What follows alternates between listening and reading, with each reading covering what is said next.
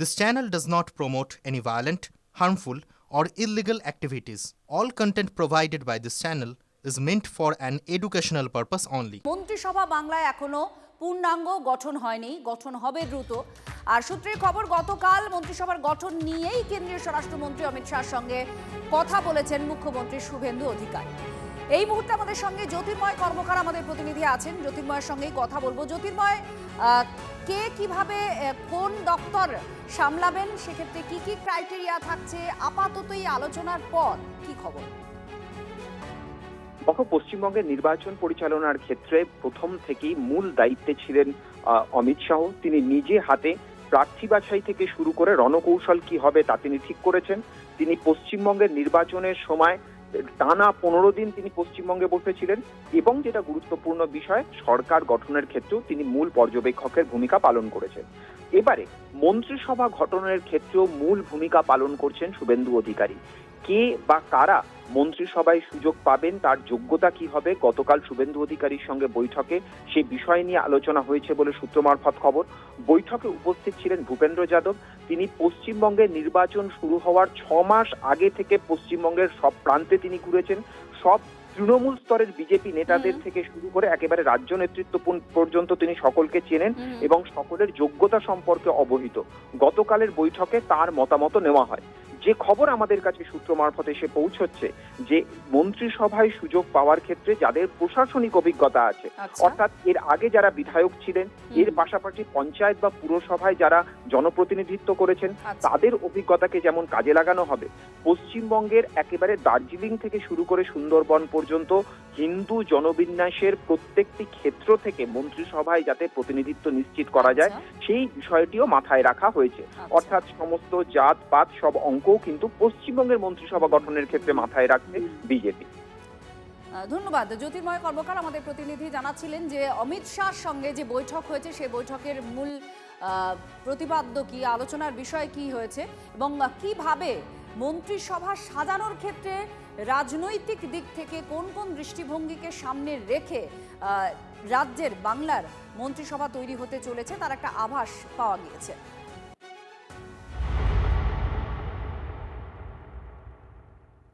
আর কোন দিশায় চলবে বাংলার ডাবল ইঞ্জিন সরকার? আজ মুখ্যমন্ত্রী শুভেন্দু অধিকারীকে দিশা নির্দেশ করবেন প্রধানমন্ত্রী। মুখ্যমন্ত্রী হওয়ার পর আজ প্রথমবার মোদি এবং শুভেন্দু অধিকারীর এই সাক্ষাৎ। বাংলায় সরকার গঠনের পর 2 সপ্তাহে কি কি পদক্ষেপ মোদিকে জানাবেন শুভেন্দু অধিকারী? আমাদের সঙ্গে জ্যোতির্ময় কর্মকার রয়েছেন। জ্যোতির্ময়, একটা খুব বিষয় রয়েছে, যে কোনো বিজেপি শাসিত রাজ্যগুলোর ক্ষেত্রেই দেখা গিয়েছে এমন রোডম্যাপ বিজেপি সেক্ষেত্রে তৈরি করে যেটা একটা দীর্ঘমেয়াদী হয় এবং প্রত্যেক সিদ্ধান্তের মধ্যে একটা বহু বছরের ফসল যাতে ঘরে আসে তার একটা চিন্তা ভাবনা থাকে। এক্ষেত্রে কি কি বিষয় সামনে থাকতে পারে? সরকার পরিচালনার ক্ষেত্রে বিজেপি তারা একটি ইউনিফর্ম মেথড বা একটা ইউনিফর্ম দিশা নিয়ে চলে। অর্থাৎ সব রাজ্যেই তাদের মূল লক্ষ্য কেন্দ্রীয় সরকারের যে উন্নয়ন, তা যাতে একেবারে রাজ্য সরকারের কাজের মধ্যে দিয়ে তা প্রান্তিক মানুষ পর্যন্ত পৌঁছয়, তা নিশ্চিত করতে হবে রাজ্য সরকারকে। আর এর মাধ্যমেই ডবল ইঞ্জিন সরকারের কাজ সাধারণ মানুষ যাতে ফিল করতে পারে, সেই বিষয়টি এক্ষেত্রে নিশ্চিত করা হবে। স্বাভাবিকভাবেই পশ্চিমবঙ্গে প্রথমবার শুধুমাত্র বিজেপি সরকার পরিচালিত হচ্ছে না, তার পাশাপাশি প্রথম কেন্দ্রে যে সরকার রয়েছে সেই সরকার এবারে রাজ্যেও রয়েছে। সেক্ষেত্রে প্রধানমন্ত্রী নরেন্দ্র মোদী তিনি কি নির্দেশ দেন, আমাদের নজর থাকছে সেদিকে। এর পাশাপাশি যে প্রেক্ষাপটে এই বৈঠক হচ্ছে, সেক্ষেত্রে দাঁড়িয়ে আজ প্রধানমন্ত্রী এবং মুখ্যমন্ত্রীর বৈঠকে বাংলার জন্য স্পেশাল কোনো আর্থিক প্যাকেজের দাবি দেওয়া মুখ্যমন্ত্রী করেন কিনা, নজর থাকবে সেদিকে। পশ্চিমবঙ্গের দুর্বল অর্থনৈতিক পরিকাঠামোর প্রেক্ষাপটে দাঁড়িয়ে কোনো ভারী শিল্প আনার ক্ষেত্রে বা পশ্চিমবঙ্গের শিল্প ক্ষেত্রে পরিবর্তন আনার ক্ষেত্রে কেন্দ্রের ভূমিকা কি হবে, কেন্দ্র রাজ্য সমন্বয় কি হবে, সেই বিষয় নিয়ে আলোচনা হতে পারে। সর্বোপরি দীর্ঘদিন ধরে তৃণমূল পরিচালিত সরকারের যে অভিযোগ ছিল, এমনকি একসময় বামেরাও যে অভিযোগ করেছে যে বাংলা কেন্দ্রীয় বঞ্চনার শিকার, সেক্ষেত্রে যে কেন্দ্রীয় বকেয়া রয়েছে, সেই কেন্দ্রীয় বকেয়া পাওয়ার ক্ষেত্রে রাজ্যের আশু কর্তব্য কি হবে। অর্থাৎ এতদিন পর্যন্ত অভিযোগ ছিল যে রাজ্য সরকার তারা দুর্নীতিগ্রস্ত, রাজ্য সরকারের কাজ দুর্নীতির কারণে কেন্দ্রীয় প্রকল্পের টাকা আসছে না। সেক্ষেত্রে দাঁড়িয়ে এবার রাজ্য সরকারের ভূমিকা কি হবে আর কেন্দ্র কিভাবে প্রত্যেকটা মন্ত্রক ভিত্তিক তারা সাহায্য করবে, সেই বিষয়গুলো আজ প্রধানমন্ত্রীর সঙ্গে মুখ্যমন্ত্রীর বৈঠকে উঠে আসতে পারে বলে সূত্র মারফত আমাদের কাছে খবর। ধন্যবাদ জ্যোতির্ময়। আজকে ঠাসা কর্মসূচি রয়েছে মুখ্যমন্ত্রী শুভেন্দু অধিকারী দিল্লিতে। আপনারা শুনলেন, অত্যন্ত গুরুত্বপূর্ণ বিষয় নিয়ে আজকে আলোচনা হবে প্রত্যেকটি বৈঠকেও। আর প্রথম যে বৈঠক রয়েছে কেন্দ্রীয় প্রতিরক্ষা মন্ত্রী রাজনাথ সিং এর সঙ্গে, আর তার সঙ্গে সঙ্গে প্রতিরক্ষা মন্ত্রী রাজনাথ সিং এর সঙ্গে বৈঠকে অনেকগুলো বিষয় আসতে পারে। তার কারণ আমাদের রাজ্যের সঙ্গে সীমানা ভাগ করে একাধিক প্রতিবেশী দেশ, সেগুলো তো থাকছেই। তার সঙ্গে সঙ্গে সৌজন্য সাক্ষাৎও রয়েছে আজকে রাষ্ট্রপতি দ্রৌপদী মুর্মুর সঙ্গে। উপরাষ্ট্রপতির সঙ্গেও সৌজন্য সাক্ষাৎ করবেন মুখ্যমন্ত্রী শুভেন্দু অধিকারী।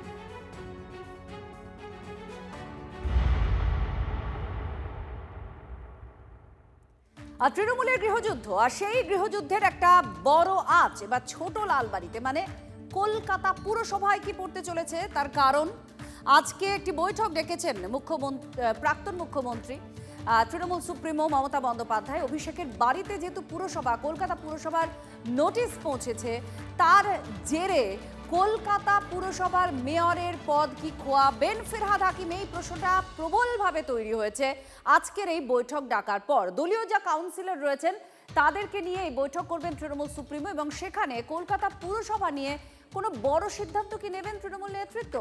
আর এই আবহের মধ্যে যেটা গুরুত্বপূর্ণ আপডেট, পুরসভার যে মাসিক অধিবেশন সেটা আচমকায় বাতিল করে দিয়েছেন পুর কমিশনার স্মিতা পান্ডে। এই মাসিক অধিবেশন যদি না হয় তাহলে একটা সাংবিধানিক সংকট তৈরি হতে পারে। কলকাতা পুরসভা যে বোর্ড চালায় সেই বোর্ড বকলমে ভেঙে দেওয়া হতে পারে। রাজ্যে পালা বদলের পর কলকাতা পুরসভার ইতিহাসের নজিরবিহীন ঘটনা। কলকাতা পুরসভার মাসিক অধিবেশন বাতিল হয়ে গেল আচমকাই। বৃহস্পতিবার পুরসভার সচিব জরুরি বিজ্ঞপ্তিতে জানিয়েছেন, অনিবার্য কারণবশত শুক্রবারে পূর্ব নির্ধারিত পুরো মাসিক অধিবেশনটি আপাতত স্থগিত রাখা হচ্ছে। কিন্তু কেন এই বাতিল তা নিয়ে নিশ্চিত করে কেউই কিছু বলতে চাইছেন না। কলকাতা পুরসভা সূত্রে খবর, রাজ্য প্রশাসন বিজেপির হাতে, কলকাতা পুরসভা তৃণমূল হাতে, আর এই দুই দ্বন্দ্বে মূলত কলকাতা পুরসভার অধিবেশন বাতিল হলো। তো এইবার এই মাসে হলো না, এবার না হয়ে এটা কি হবে বা অ্যাক্টে এটার কি আছে প্রভিশন, সেটা আমার মনে হয় চেয়ারপারসনকে জিজ্ঞাসা করলে তিনি ভালো বলতে পারবেন। নিশ্চয়ই আমি জানি না কি মিউনিসিপ্যাল সেক্রেটারিকে বোধহয় বলছে নাকি ট্রান্সফার করেছে, সেই কারণেই নাকি হয়েছে, আমি জানি না, আমার কাছে কোনো খবর নেই। যদিও অধিবেশন স্থগিতের বিজ্ঞপ্তি জারির আগেই বিতর্ক বেড়েছে আচমকা সচিব বদলে। পুরসভার সচিব পদ থেকে বদলি করা হয় স্বপন কুমার কুণ্ডুকে, সেই পদে আনা হয়েছে কিশোর কুমার বিশ্বাসকে। তবে অধিবেশন স্থগিত হয়ে যাওয়ায় জল্পনা বেড়েছে। কিন্তু এই অধিবেশন বাতিল হলে সাংবিধানিক সংকট কি তৈরি হবে? কলকাতা পুরসভার অন্দরমহল বলছে অবশ্যই সাংবিধানিক সংকট তৈরি হবে, কারণ মেয়র পরিষদের একাধিক প্রস্তাব গৃহীত হয়, সেগুলো পাশ হওয়া দরকার। এমনকি প্রতি মাসে একটি করে পুরসভার অধিবেশন হওয়া প্রয়োজন, নইলে কলকাতা পুরসভার বোর্ডই থাকে না। না, সেটা কেন হবে? এই হাউস, এই বোর্ড নির্বাচিত বোর্ড, আর যারা এখন সরকারে আসছেন তারাও নির্বাচিত সরকার, তো সেই দ্বন্দ্বের জায়গা কোথায়? এগুলো আমার মনে হচ্ছে যে আমরা হয়তো একটু বেশি দেখে ফেলছি। শ্রমিকবাবু যদি হাঁ করে দিন তাহলে আমার মনে হচ্ছে এই 130-35টা যতই আছে তার মধ্যে অর্ধেক চলে আসবে এখানে, খালি হয়ে যাবে, বিজেপি ভরে যাবে, খালি হয়ে যাবে তৃণমূল। হ্যাঁ, তৃণমূল খালি হয়ে যাবে। হ্যাঁ, বর্তমানে কলকাতা পুরসভায় তৃণমূলের 137 জন কাউন্সিলর রয়েছেন। রাজ্যে পালা বদলের পর সেই কাউন্সিলররা কি ক্রমেই কোণঠাসা? কলকাতা পুরসভায় তৃণমূলের হ্রাস কি আলগা হচ্ছে? অভিষেকের বাড়িতে কলকাতা পুরসভার নোটিশ, তা নিয়ে রাজনীতির চর্চা তুঙ্গে। এই আবহে শুক্রবার কলকাতা পুরসভার দলীয় কাউন্সিলরদের বৈঠকে ডাকলেন তৃণমূল সুপ্রিমো। সকলের নজর এখন কালীঘাটে। শুক্রবার সেখানে কি সিদ্ধান্ত হবে? অভিষেকের বাড়িতে কলকাতা পুরসভার নোটিশ, এই আবহেই পুরসভার মাসিক অধিবেশন স্থগিত হয়ে যাওয়া। মেয়র ফিরহাদ হাকিমের সিংহাসনের উপর চাপ বাড়ছে কি? যদিও এই বিষয়টি নিয়ে কলকাতা পুরসভার মেয়র, কলকাতা পুরসভার কমিশনার স্মিতা পান্ডেকে নিজের ঘরে ডেকে পাঠান এবং বিষয়টি দেখার জন্য আবেদন করেন। এখন দেখার বিষয় কলকাতা পুরসভার কমিশনার কি সিদ্ধান্ত নেন। ক্যামেরায় দেবব্রতর সঙ্গে সায়ন্ত ভট্টাচার্য, TVN বাংলা, কলকাতা। রাজ্য সরকার বদলে গেছে প্রশাসনিক বৈঠকের ছবিটাও। মুখ্যমন্ত্রীর ডাকা প্রশাসনিক বৈঠক মানে এখন শুধু আর শাসক দলের নেতা মন্ত্রী বিধায়কদের দাপাদাপি নয়, সমান অধিকার বিরোধী দলের বিধায়কদের। কিন্তু মানুষের দাবি নিয়ে বড় বড় কথা বলার তৃণমূল বিধায়কদের উন্নয়ন কাজে সামিল করতে যে নারাজ। কোনো দলের নয়, বাংলার মানুষের সরকার। আমরা ওরা নয়, সবার সরকার। বাংলার রাজনৈতিক রং বদলের পর থেকে বারবার এই কথাটা বলে আসছে বিজেপি। মুখ্যমন্ত্রীর স্পষ্ট বার্তা, উন্নয়নের প্রশ্নে বিরোধী বিধায়কদেরও সমান গুরুত্ব দিতে হবে। কিন্তু শিলিগুড়িতে প্রশাসনিক বৈঠক হোক বা দুর্গাপুরে প্রশাসনিক বৈঠক, বিরোধী তৃণমূল বিধায়কদের ডাকা হলেও তারা গরহাজির। 7 জন টিএমসির এমএলএ কে আমরা ডেকেছিলাম। মুরারের এমএলএ আমাকে মেসেজ করেছিল যে আমি আসবো, সম্ভবত আসেনি না, ঠিক আছে। তা আগে 5 বছর মমতা ব্যানার্জি আমাদের ডাকতেন না, বর্তমান বিজেপির মুখ্যমন্ত্রী ওনাদের ডেকেছেন। যেসব এলাকার মানুষ তৃণমূল প্রার্থীকে ভোট দিয়ে জেতালেন তাদের কথা রাজ্য সরকারের কাছে তাহলে কে বলবে? তৃণমূল বিধায়করা তাহলে করছেনটা কি? বিধানসভায় বিক্ষোভেও নেই, এলাকার কাজের জন্যও নেই। এটা সম্পূর্ণ দলের ডিসিশন যে একটা অংশ কলকাতায় ধর্ণা দেবে বিধানসভায়, আর একটা অংশ তার এলাকায় বা অন্য কোনো এলাকায় assign by our party leadership, তারা সেই জেলায় বা নিজের এলাকায় কর্তব্য পালন করতে যাবে। তৃণমূল বারবার বললেও জেলায় জেলায় বিধায়ক তো দূর, নেতাদেরও দেখা নেই। তৃণমূল বিধায়করা অনুপস্থিত থাকলেও রাজ্য বসে থাকবে না। দুর্গাপুরে প্রশাসনিক বৈঠক শেষে শিল্পায়নে ইতিবাচক বার্তা মুখ্যমন্ত্রীর। সেন্ট্রাল গভর্নমেন্ট, স্টেট গভর্নমেন্ট আমরা একসঙ্গে মিলে এখানে কিভাবে শিল্পে জোয়ার আনতে পারি, বিকল্প কর্মসংস্থানের সুযোগ দিতে পারি, এটাও আছে। কিন্তু আমরা ওই হাততালি কুড়ানোর জন্য ওই দেউচিয়া পাচামির মতো ফ্রড কথাবার্তা বলি না, বলবো না, আর যেটা বলবো সেটা করে দেখাবো। পুরো পরিষেবা নিয়েও প্রশ্নের মুখে দুর্গাপুর। মুখ্যমন্ত্রীর ইঙ্গিত, পুজোর পর দুর্গাপুর পুরসভায় ভোট। দুর্গাপুরের মানুষকে আমি আশ্বস্ত করতে চাই, দুর্গাপূজা বা কালী পুজোর পরে যে কোনো সময় নির্বাচন করার বিষয়ে সংশ্লিষ্ট দপ্তরের মন্ত্রী অগ্নিমিত্রা পাল বা রাজ্য সরকার আমরা সহযোগিতা করব স্টেট ইলেকশন কমিশনকে। রাজ্যের রাজনৈতিক পালা বদলের পর থেকে উত্তর থেকে দক্ষিণ তৃণমূল পরিচালিত পুরো বোর্ড বা পঞ্চায়েতের কাজ লাটে উঠেছে। কোথাও কোথাও অফিসে তালা। মুখ্যমন্ত্রীর স্পষ্ট বার্তা, সরকারি আধিকারিকরা কাজ চালিয়ে যান। পঞ্চায়েত পুরসভা বন্ধ থাকার জন্য সাধারণ মানুষের অসুবিধা হচ্ছে। আমরা আজকে বলে দিলাম যে পঞ্চায়েতের সচিব আছে, সচিব কাজ করবেন। পঞ্চায়েত অফিসকে অচল করে রাখার কোনো অধিকার কোনো ব্যক্তি বা কোনো দলের নেই। পঞ্চায়েত সমিতির তো এক্সিকিউটিভ অফিসার হচ্ছেন বিডিও, তিনি কাজ করবেন। আমাদের সমস্ত স্কিম চালু করতে হবে। সবাইকে সমান গুরুত্ব দিতে চাইছে সরকার, সমস্যার গভীরে যাওয়ার চেষ্টা করছে। কিন্তু ক্ষমতা হারা তৃণমূল দায়িত্বশীল বিরোধীর কাজটাও করতে নারাজ। চন্দ্রশেখর চট্টোপাধ্যায়ের রিপোর্ট, TV9 বাংলা।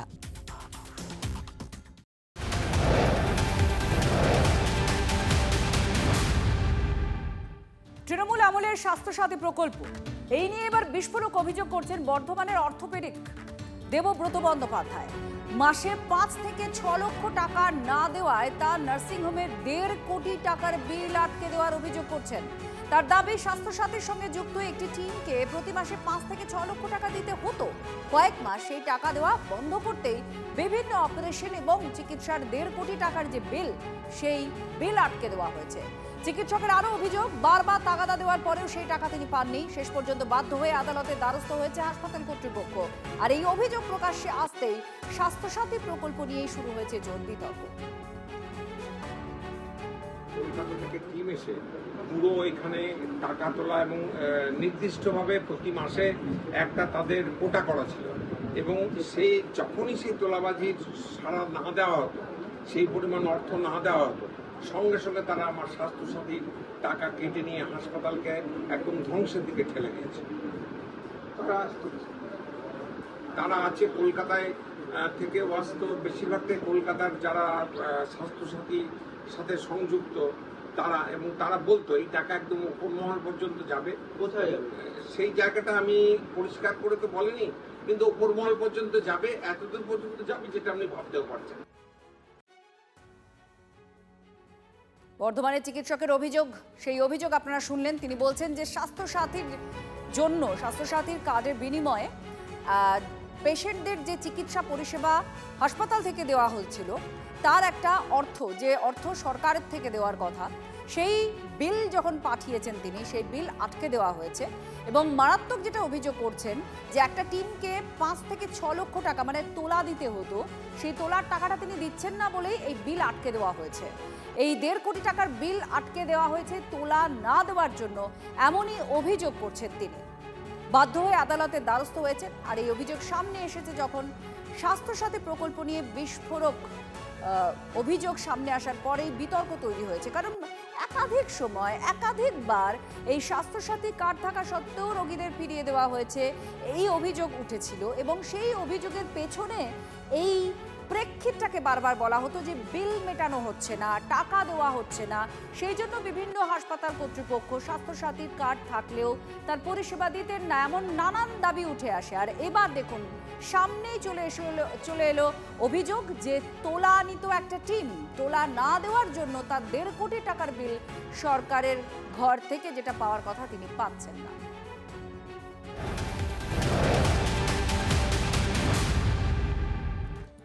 এবার কলকাতা পুরসভার আদেশ কাছে নিচে আরজি করের প্রাক্তন কর্তা সন্দীপ ঘোষের বাড়ির একাধিক অংশ বেআইনি ঘোষণা করেছে কলকাতা পুরসভা।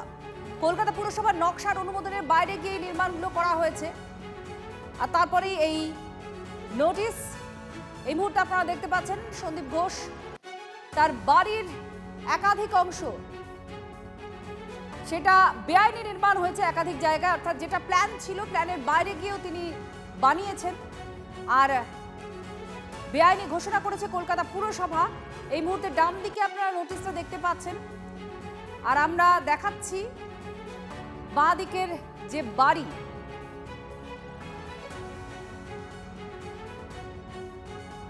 এই বাড়ির যে বেআইনি অংশ, সেই বেআইনি অংশটা ভেঙে ফেলার কথা বলা হয়েছে এই নোটিশে। আরজিকর মেডিকেল কলেজের প্রাক্তন প্রিন্সিপাল সন্দীপ ঘোষ, তার বাড়ির একাংশ বেআইনি। কলকাতা পুরসভা থেকে এই মর্মেই কিন্তু বিজ্ঞপ্তি জারি হয়েছে, নির্দেশ জারি হয়েছে। উপরে যে পারগোলা স্ট্রাকচার দেখা যাচ্ছে এবং তার চারদিকে যে ইটের পাঁচিল রয়েছে এবং তার সঙ্গে সঙ্গে লিফটের পাশে পেঁচানো যে সিঁড়ি রয়েছে, এই সবটাই কিন্তু বেআইনি। অভিযোগের ভিত্তিতে হিয়ারিংয়ের পরে কলকাতা পুরসভা সিদ্ধান্ত নিয়েছে 45 দিনের মধ্যে এই অংশ ভেঙে ফেলা হবে। এবং তারপরেই আমরা সন্দীপ ঘোষের পরিবারের সাথে কথা বলি। তারা বলেন যে হিয়ারিং চলছিল এবং যেহেতু কলকাতা পুরসভা জানাচ্ছে যে বিল্ডিং প্ল্যান নেওয়ার সময় এই স্ট্রাকচারগুলোর কথা বলা হয়নি, তাই এগুলো বেআইনি স্ট্রাকচার এবং অভিযোগের পর হিয়ারিং করে তা খতিয়ে দেখা গেছে 45 দিনের মধ্যে কিন্তু ভেঙে ফেলা হবে সন্দীপ ঘোষের বাড়ির একাংশ। এই সন্দীপ ঘোষের বিরুদ্ধে একাধিক দুর্নীতির অভিযোগ রয়েছে। তিলোত্তমা কাণ্ডেও তার ইনভলভমেন্ট নিয়ে তুমুল আলোচনা হয়েছে। এবার তার বাড়ির একাংশ ভাঙা পড়তে চলেছে। ক্যামেরা অভিজিতের সঙ্গে সুমন, TV9 বাংলা, কলকাতা। পুরসভা থেকে একটা অর্ডার হয়েছে, এই বাড়ির বিল্ডিং প্ল্যানে গন্ডগোল আছে, আপনি কি জানেন? না, আমি বলতে পারবো না স্যার। বিল্ডিং প্ল্যান ঠিক আছে জানেন? হ্যাঁ, সব কিছু ঠিক আছে, সব ইয়ে চলছে আর কি। হিয়ারিং চলছে তাই? ওই উপরের তলাটাকে নিয়ে গন্ডগোল? আমি জানি না, আমি ডিটেলস বলতে পারবো না। আমি এখানে থাকি, মেয়েদের বাচ্চাদের দেখাশোনা করি।